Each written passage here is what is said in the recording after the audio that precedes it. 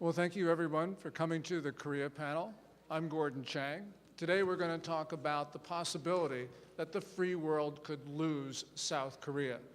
You know, for most Americans, it's just ludicrous to think that destitute North Korea can take over South Korea, a larger and a stronger state. But that's a possibility. It's a possibility because the South Korean president, Moon Jae-in, is a progressive, and his overarching goal is to unify the two Koreas. And unfortunately, he's contemplating doing that on the terms of the other Korea, North Korea. So for instance, we see Moon trying to undermine democracy in his own society. And that's what we'll be talking about for the next 45 minutes. Tara Oh, East Asia Research Foundation, former intelligence officer, US Air Force. What is Moon Jae-in doing? Well, the Moon administration is attacking the free and open society of South Korea. As you know, South Korea, or the Republic of Korea, is a free democracy. It's not a people's democracy, which is what North Korea calls itself, DPRK, Democratic People's Republic of Korea. So there are a lot of differences between the two systems, but a key difference is freedom. And this Moon administration and his party tried to delete the term freedom from the Constitution. Now, could you just repeat that again, because that is absolutely startling. He and his party tried to delete the word freedom from the Constitution. Yes. So think about that, and that's if you have to go through that, then there's some sort of intent behind there. So when I say he, I'm talking about him and his supporters, his party. They have been attacking the pillars of liberal democracy, one of which is the freedom of the press. They already jailed two journalists, Mr. Byun Hee-jae and Mr. Hwang In-won, in jail. And they already have controlled or dominated their two major broadcasters, NBC and KBS. And that's not enough. So they're trying to control YouTube because that's where some of the voices that are not in the mainstream media are going to. So they're trying to control that. And recently, they are trying to control people's access to websites that begin with HTTPS, S for secured. So that's why it's going on in the information and media freedom of the press realm. But also, another important pillar of free democracy is the rule of law. And the rule of law is severely weakened under the Moon administration. What they have done is to use the laws to silence, to harass, to jail, and to bankrupt the critics and their political opponents. National security realm, he is basically destroying South Korea's defense capabilities. And one of the prime example is the military agreement that was signed between South Korea and North Korea last September. Some of the South Korean military professionals call this surrender document. So that's how bad it is. And just one more thing, in the economic realm, they do not like the concept of private ownership of property. They like public ownership. So they want to introduce this term called public concept of land ownership. What that means is the land is privately owned, but it's the government that will determine its use. So that's an interim step towards government ownership. So what the Moon administration is doing is to put South Korea on a path towards socialism. So, Shung Park, you're famous for being a video blogger in South Korea under the name of Bangmo, and it really is an honor to share the stage with you, and thank you for coming over from South Korea. You heard Tara talk about what the Moon administration's been doing, and obviously this whole drive towards, the other things are just horrible, but one thing in particular I wanted to focus on with you, and that is Tara talked about how they're moving toward a more socialist economy. What effect is that having on economic growth in South Korea? And what is the popularity? How does that affect Moon's popularity? Okay.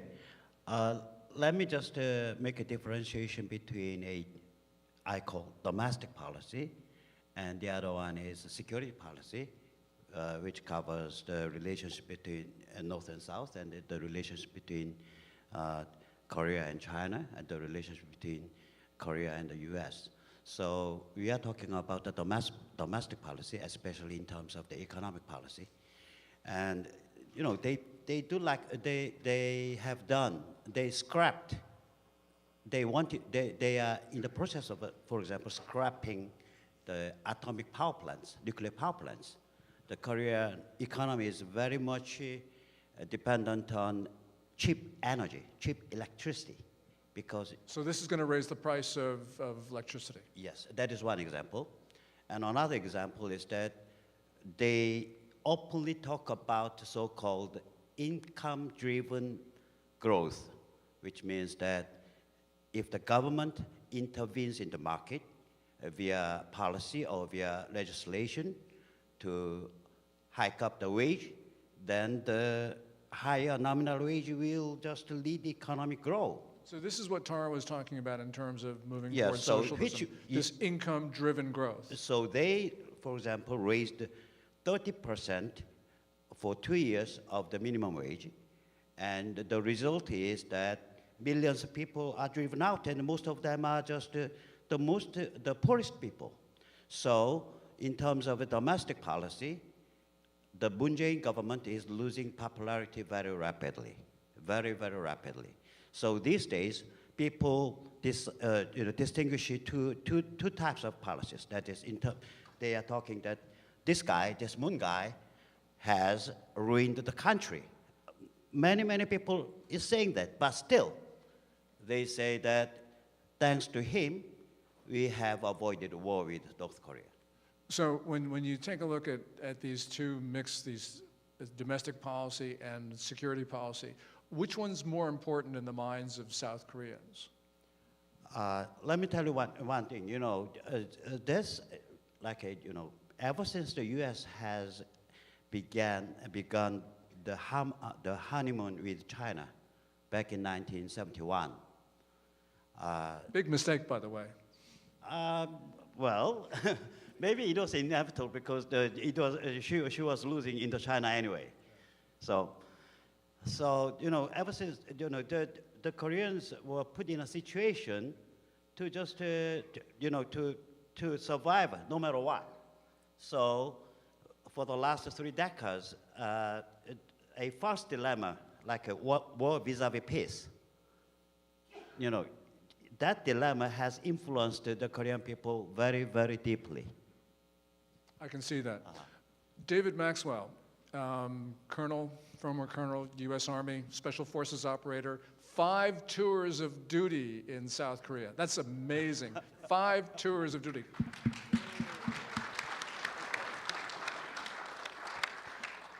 You heard Bong Mo talk about the division in the way people look at Moon Jae-in, and you also heard Tara talk about attempts by Moon to reduce the capability of the South Korean army.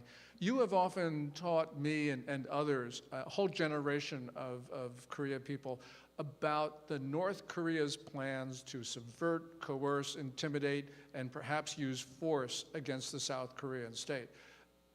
Kim Jong-un, been doing a lot of smiling these days in Hanoi and elsewhere. Has the Kim family abandoned that plan to take over the South? Absolutely not. And I think we saw evidence of this in Hanoi. You have to ask yourself, well, first of all, you use the word subversion. Subversion is the undermining of the power, authority, and legitimacy of a government. As in, from North Korea's perspective, the ruthless subversion of democracy. And North Korea's strategy since Kim Il-sung's time has been to use subversion, coercion, extortion, and if necessary, force to unify the Korean peninsula under northern domination to ensure survival of the Kim family regime. Not survival of the nation state, not survival of the Korean people living in the north, survival of the regime. And a supporting element of that is divide and conquer. Divide the ROC-US alliance to be able to conquer the ROC. That is its strategy in a nutshell. Now, this is political warfare, and we've seen Kim engage with the U.S. executing what I would call the long con, and he is really trying to con us. He's been masterful at getting something for nothing, and that's happened for decades, his father and grandfather. But President Trump yesterday called him on it, and walking out of that meeting was probably the best thing the president could ever do.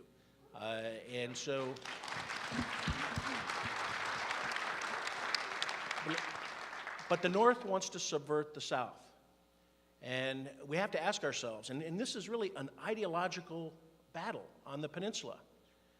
The Koreans I know and have served with, had the honor to serve with, we believe in shared values: freedom, individual liberty, liberal democracy, free market economy, and human rights. Those are the shared ROC-US alliance values. North Korean values, I won't really call them real values, but it is Juche ideology, Kim Il-sungism, Byung-jin, Sung-boon, Song-goon, and in the denial of human rights in order to keep the Kim family regime in power. That's the choice of the Korean people on the peninsula. For all Korean people, North and South, what values do they want to adhere to? And the North is trying to subvert the South. It is really key. When you look at the United Front Department, the 225th Bureau, infiltrating agents to stand up opposition political parties, this is what the North does. And if you read the North Korean Constitution, their mission is to complete the liberation of the peninsula, complete the revolution, and dominate the peninsula under socialism. And you know what? And one thing that Kim Jong-un has learned with the opening of the 400 markets, it takes capitalism to feed socialism. And that's something that he has learned, but he will never embrace, because to embrace capitalism will mean the downfall for Kim Jong-un. So, Tara, you've heard Dave Maxwell talk about how the North has not given up its goals of taking over the South. As difficult as that may be for some Americans to wrap their minds around it, the North is still at it. You talked about in your initial answer this whole idea that Moon Jae-in is reducing the capability of the South Korean army by eliminating divisions, by reducing conscription periods, all the rest of it. That surrender agreement that you mentioned, well, why would Moon do that? Is he thinks it doesn't matter, or is he a co-conspirator?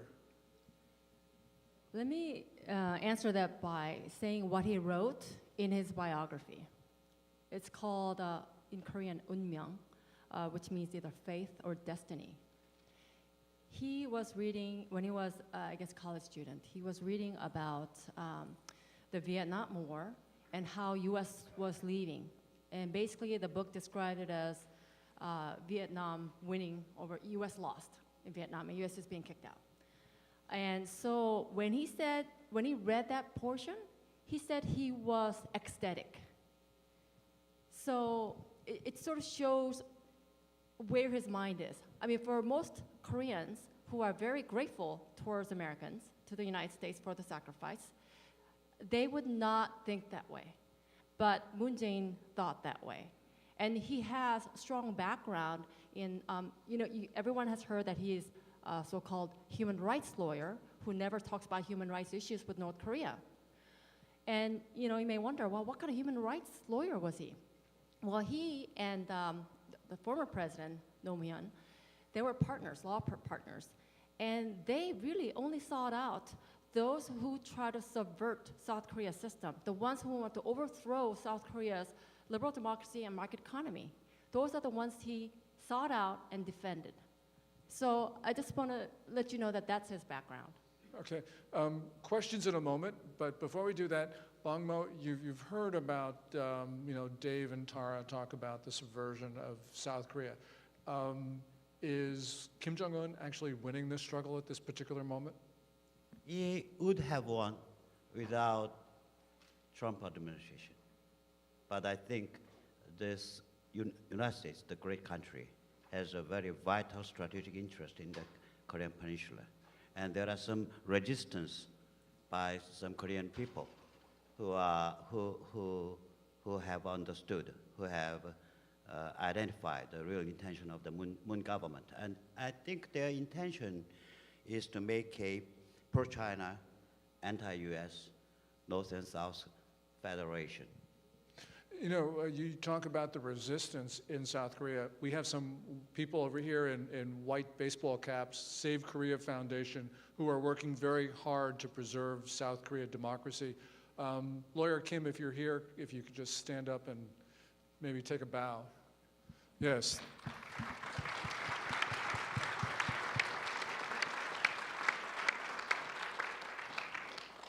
Questions over here?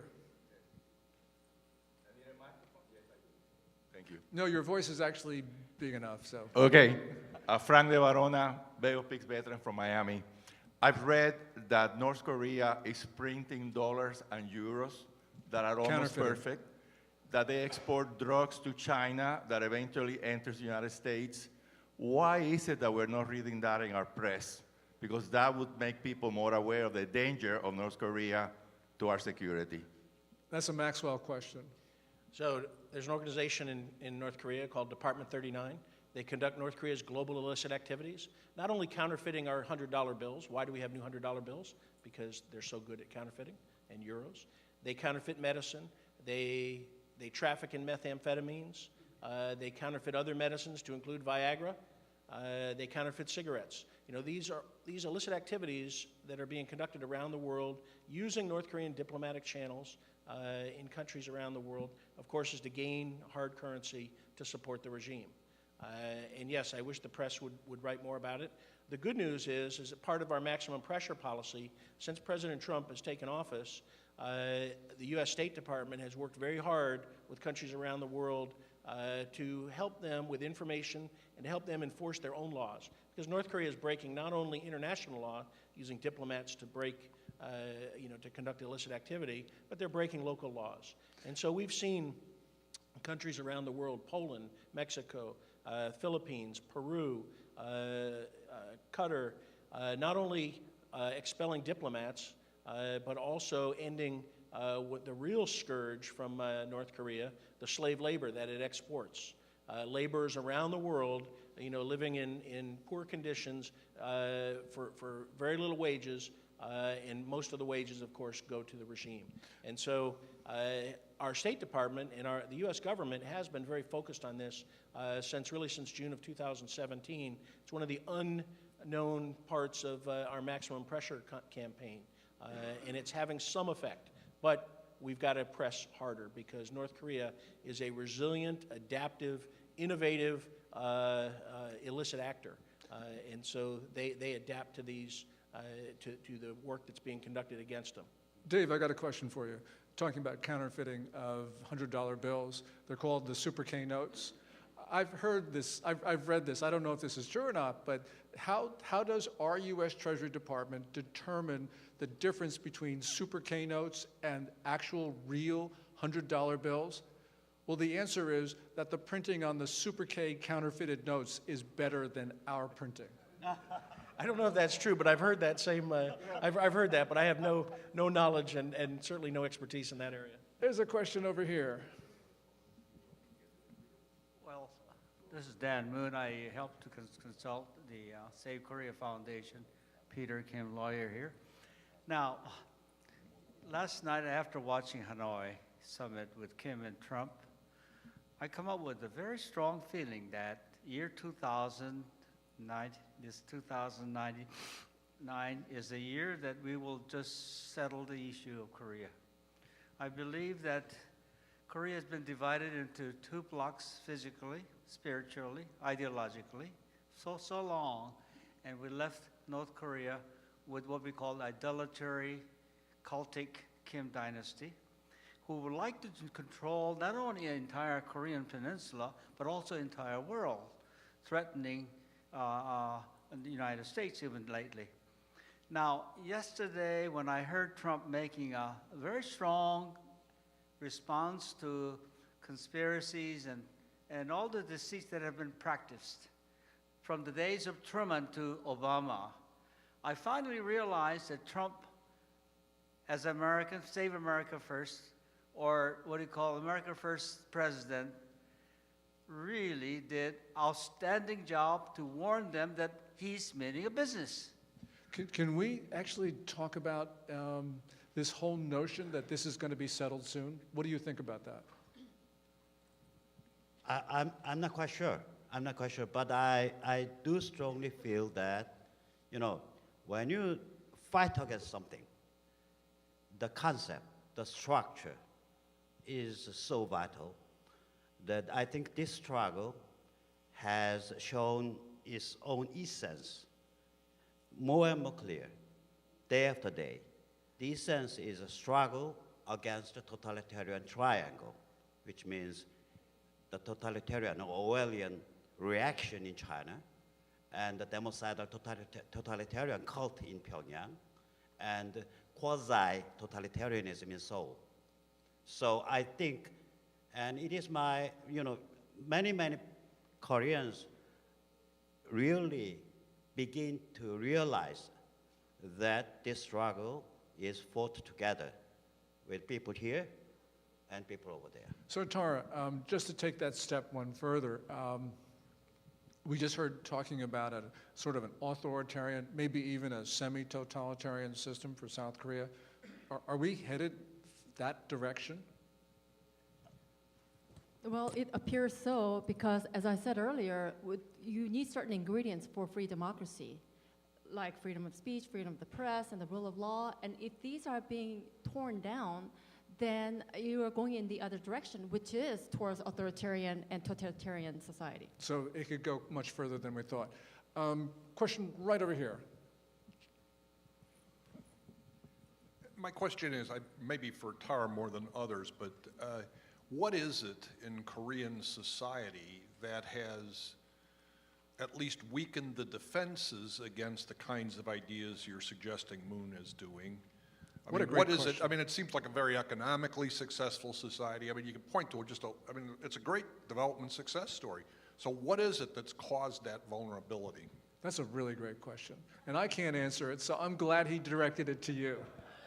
Yeah, I think I probably need help because I don't think there's just one answer. But you know, if I have to pick one item, education is one. There's a KGB agent who talked about subversion. He defected to the US back in the 80s, and he talked about the first stage, which is first stage of subversion, is to basically change people's mindsets. And he says it takes about 20 years because that's how long people stay in the education system. So I think teaching people certain ideology is one, a certain way of thinking. For example, in South Korean history textbooks, they no longer teach that North Korea attacked South Korea during the Korean War. So if you teach items like that, people are going to have different perception about North Korea. So I think that's one. I think there are plenty of other reasons, and maybe you know, Mr. Park has some more, because he actually has been through that period. But so I would say is people's mindset has changed through education system, and that's one of them. Yes, over here.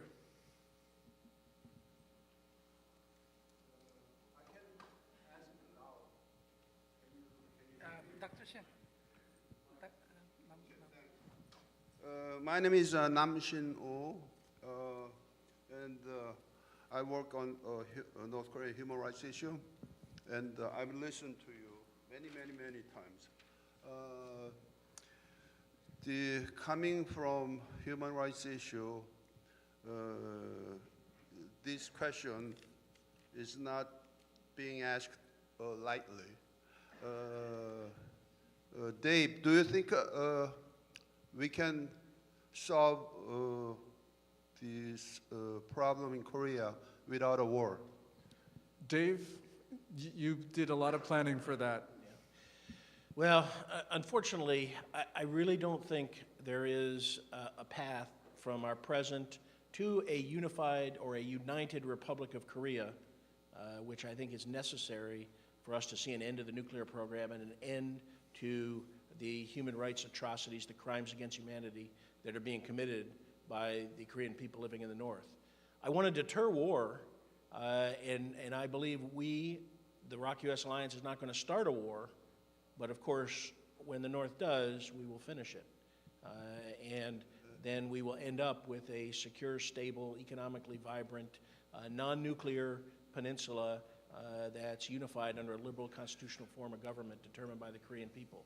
But human rights is not only a moral imperative, it's a national security issue. Yes.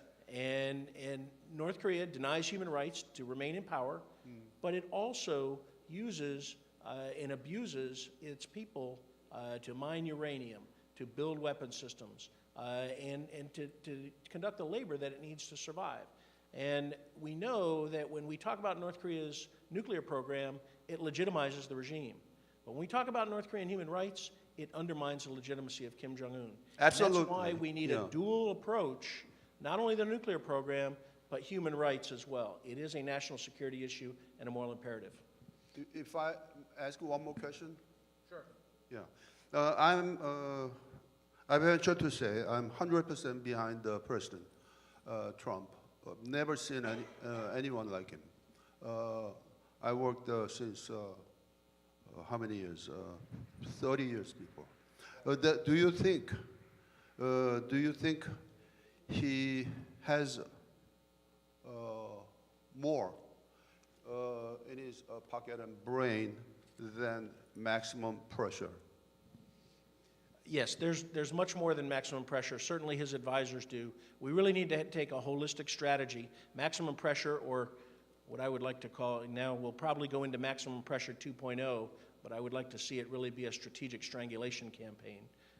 But there's much more than that. It is human rights.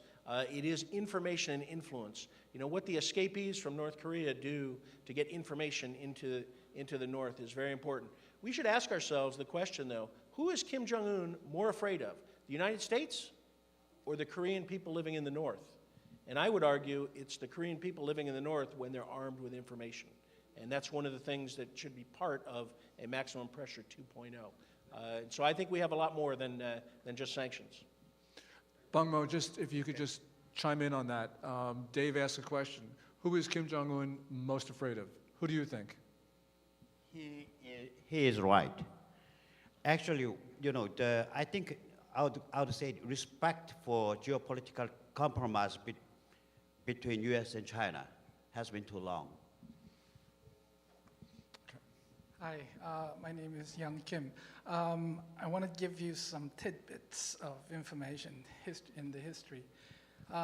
This nuclear weapon missile system, $8.3 billion of funding has gone from South Korea to North Korea over the last 20 years, over two clearly leftist governments, and their 5-year terms. Now we have 3 more years remaining under Moon Jae-in, and the funding for those fighters who want to preserve the values of liberal democracy, human rights, funding has just evaporated overnight. So how can we, as conservative global community, connect together and work at fighting this trend? I mean, it's 100 years after Bolshevik Revolution, and the exactly same pattern of takeover is happening in South Korea. Tara, can you sort of start us off on an answer to that? Answer to the South Korea transferring money to build weapons in North Korea? How can we fight that?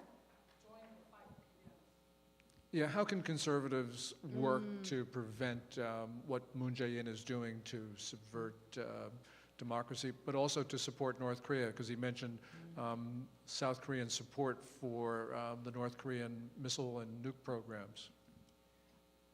That's a tough question, and I think that is That's why you got it. So I think one of the things is, just like North Korea not getting external information in, there are a lot of things that's going on in South Korea. There's a lot of information, but it's not coming out to the United States, elsewhere. And also within South Korean society as well, because of the suppression of the media that I mentioned earlier. So I think there should be a more concerted effort to get the information within South Korea to other, part of the population who's not familiar with what's going on. So that would be through education and seminars and things like that. But also getting all these out in English so that the external audience know what's going on in South Korea. And let me just mention. Oh, okay. Come to me. I want to just mention getting it out in English. Tara performs a great service with her East Asia Research website, translating information from Korea into English so that we can see that. I would urge all of our Korean friends to help with translation and to help Tara in her work, because it is really key. And how do we counter that as conservatives? You've got to network. We've got to work together, whether you're Korean or American or any conservative around the world. I've always studied North Korea and the potential for resistance by the Korean people in the North. Well, the same principles of resistance, organization, information, influence, all those, we need to counter North Korea's subversion, but also strengthen the values, our shared values in Korea, in the United States. Again, freedom, individual liberty, liberal democracy, free market economy, and human rights. We share those values. We need to practice those values, and we need to emphasize those values in all that we do, because that is the best counter to the subversion of the North and those who would do harm to our great societies. Yes, everyone who wants to know what's going on in South Korea need to speak to these two people right here. Tara's East Asia Research site is absolutely fabulous, because if you want to know what's happening on a day-to-day basis, what's going on, the important issues, that's at her site. Question over here. Yes, sir. My question has to do with influence of China, not necessarily in South Korea, but North Korea. When I visited China, it appears that Chinese people sincerely believe North Korea is their land. Going back several hundred years ago, that it's a land of Goguryeo, it's one of their tribes. And no matter what the outcome of negotiation between North and South, whether it's good or bad, my concern is that China is not going to let the two countries to unite or unify. And that's my concern and fear. Just want to know what you may have to say about that. I think an important metric is that Kim Jong-un has gone to Chinese soil 4 straight times, 3 times last year, 1 time this year. Xi Jinping, the Chinese ruler, has not gone to North Korea once. That shows the nature of that relationship. Yes, sir. Thank you, Mr. Chang. When I talk about South Korean, some guy, his name is Moon Jae-in, I cannot call his name without calling him Balgengi first. Balgengi in Korean means communist. He is a communist. He is the enemy of the US, we all know here. And now he is making whole country as a political prison. Now, 2 former presidents are in jail. Nobody knows the exact name, but more than 100 people, important former government, are in jail, including 4 KCIA chief, and one person came out, but 3 still in jail. Now, 1 3-star general suicided, jumping from 17 story building.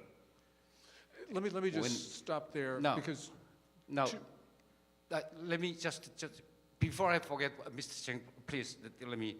I wanna just ask somebody, a reporter, if there is a reporter came from Voice of America, especially Korean language team here.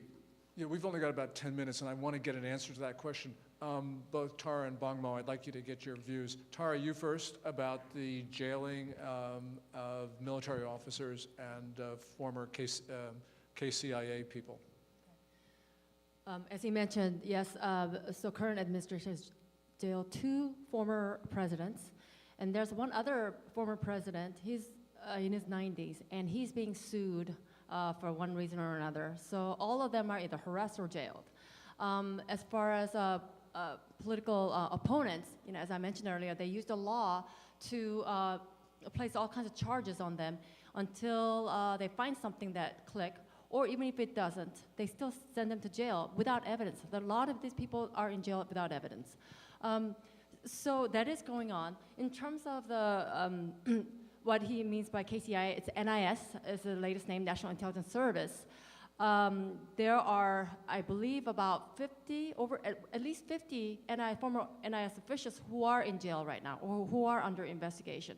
So they're really cleaning the house out in NIS. NIS, and there's another organization called DSC, Defense Security Command. Those 2 are the 2 key organizations that does counterintelligence. What that means is they look for North Korean agents and spies. They put them to jail. But President Moon Jae-in, he dismantled the DSC, the second one, completely dismantled it. The first one, he had this reform committee whose committee chair said the problem with NIS is that it's too focused on catching North Korean agents and spies. So they took away that function. So again, they're in jail, but it's really the Moon administration's efforts to dismantle those capabilities. And the first part of the question was about whether Moon Jae-in is actually a communist or not. I know that's a little bit sensitive, but if you could just give me your thoughts on that. Maybe I should say that. No. Yeah? Okay, good. There was a judgment by the court, and a very influential person in my country called him a sort of a communist, and he was not found guilty. Because, my belief is that if you call somebody a communist, it is not about his honor. It is about my own evaluation. So it is not a kind of how can I say, defaming. So I can call him a sort of a communist, right? Okay. I noticed that Daniel Cho has just come in, and he's done a lot of work in terms of the advisors for Moon Jae-in and their former Jusao-pa affiliations. In other words, that they believed in the Juche Revolution when they were in college. They have now become senior advisors to Moon Jae-in, and they've not disavowed their views. He's done a lot of work on this. It's really important stuff. And in addition to consulting these 3 guys up here, you should talk to Daniel about many of these things. There's a question over here. What concrete steps is the U.S. capable of doing, both in terms of practical ability and political will, to deter further aggression from the North, particularly as these negotiations that are going on may or may not turn out to be successful as part of the Maximum Pressure 2.0 campaign that you were alluding to earlier? Yeah, Colonel, this was your life's work, so. Yeah. So I think one thing we ought to understand, the Kim family regime will never attack strength. And I think that we should realize that we are not going to be successful against North Korea without the strength of the ROK-US alliance. And so it is very important that we demonstrate strength, strategic reassurance, strategic resolve. We train our forces, we deploy our forces, and we demonstrate that strength. Deterrence is job one. U.S. forces, the 28,000 U.S. forces in Korea don't defend Korea. They deter attack. South Korean military, despite the recent weakening, is capable of defending Korea. But it is the presence of U.S. forces, and we know that from when Hwang Jong-yap defected. We asked him why they've spent all this money on the North Korean military and have never attacked the South. And it's they can't win a war with the U.S. and South Korean forces. And so, and they believe that we will respond with nuclear weapons. So that has a strong deterrence. So we've got to be strong. We've got to demonstrate that. We can't weaken our alliance. That is really critical going forward, that we have a strong, united ROC-U.S. alliance. And one of the important things here is that for more than a century, we have drawn our western defense perimeter not off our coast, not even off the coast of Guam, but off the coast of East Asia. And South Korea anchors the northern end of our western defense perimeter. And just let me add, what happens on the Korean Peninsula, I mean, deterring war and conflict on the Korean Peninsula is so important, not only for our Korean allies and whom we all love, but Korea, and the Koreans will know, the shrimp among whales, you know, it is at the nexus of the second and third largest economy in the world. South Korea is anywhere between the 8th and 11th largest economy. 2 nuclear powers, Russia and China. What happens on the Korean Peninsula is going to have global effects. If there is war or any kind of conflict, it's going to impact everyone. Therefore, it is in our interest to deter war, and the presence of U.S. forces combined with the ROC military deters war, and so we need to focus on that. Okay, we are just out of time, but we do have a few moments for the lightning round for the Korea panelists. I'd like to ask each of you 1 minute, starting with Bong Mo, whether Moon Jae-in has 3 more years left in his term. Are we going to have South Korea remain a free, independent society when Moon Jae-in calls it quits? 1 minute. Calls it quit? We know, basically, end of his term. At the end of his term. At the end of his term, sorry. It depends on the question the gentleman, it depends on the question the gentleman asked over there. He raised a very important question. Why such a country so prosperous as South Korea ever has fallen into the prey of this type of a pro-totalitarianism or pro-China or pro-North Korea? That was a great question. It is basically a mental game, a cultural game. So it depends on the Korean people to find a way to fight this mental game. Okay, and by the way, you Koreans in the audience, you heard that answer, which is absolutely correct. Tara, 1 minute. I think, for the U.S. audience, I would encourage you to not only pay attention to North Korea and what's going on with North Korean nuclear weapons, but also South Korea as well, so that we can discover what is really going on. And for those in South Korea, I talked about getting the information out earlier, but I think there also needs to be some sort of long-term strategy. And after the Moon administration's term, I don't think that from that point on things will improve. I think this is very, very deep-rooted within the society, throughout the society, in different segments of the society. So I really think they have a lot of work ahead, but they really need to have a good vision of their future and also, identify what they value. Of course, it's liberal democracy, market economy, but really, they need to clearly identify that to the people so that people can start valuing those principles and also be willing to defend that and to do something about it. Colonel. Well, I'm bullish on the Republic of Korea, and I think it will make, it's like Nietzsche said, that which does not kill me makes me stronger. And they make it through this period, Korea will be stronger. I'm bullish because I think while we have the generation we see represented here, conservatives who are true patriots, who believe and have fought for their country, we have this 386 middle generation that is, I think, at the root of the problems. But I think we have a large young generation in Korea who are practical and smart and want free markets and want to succeed. They need to be imbued with the same patriotism and spirit of the older generation. It's the middle generation that needs to be bypassed, but the large young generation is really the future of Korea. And I urge all of the Koreans here to make sure that the youth in Korea are imbued with the right values, because that will make Korea great as well. Well, South Korea clearly is facing existential challenges, but because of what we've heard, I think that we can say that there are the forces that will resist, that will protect freedom and democracy in Korea. Please join me in thanking the panel.